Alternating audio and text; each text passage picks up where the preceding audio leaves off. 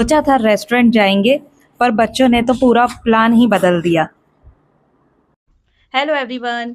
आज की वीडियो की स्टार्टिंग हो रही है शाम से, इवनिंग से। और हमारा जो है अचानक से प्रोग्राम बन गया है बाहर डिनर करने का। तो लेट्स सी हस्बैंड कहाँ लेकर जाते हैं, वीडियो में बने रहिएगा।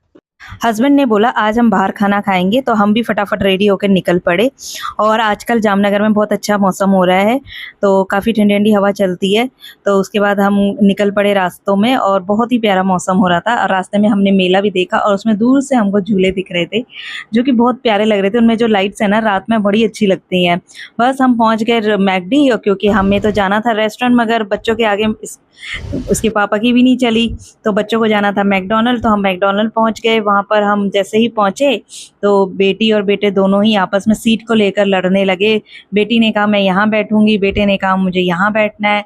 तो बड़ी मुश्किल से उन्होंने ना एक सीट एक फिक्स करी। तब तक हस्बैंड ऑर्डर करने लगे, और बच्चों के लिए उन्होंने बर्गर ऑर्डर किया।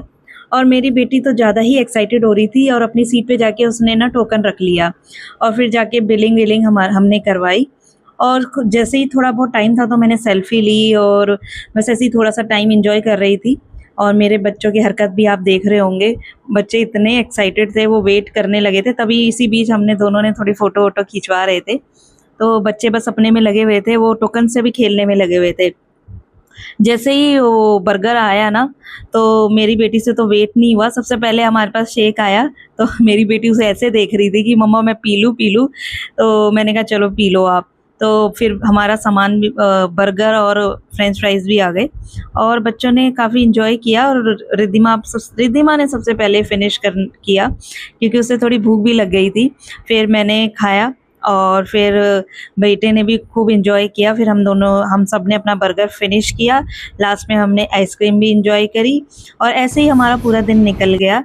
और फिर वापस हम घर की तरफ निकल पड़े। और घर की तरफ जब हम निकले ना, उसके बाद हम सीधा अपनी स्कूटी में बैठ के सीधा अपने घर को ही आए, क्योंकि बेटा कह रहा था कि किसी और जगह भी जाने को कह रहा था, बट हम सीधा घर को आए। और ऐसा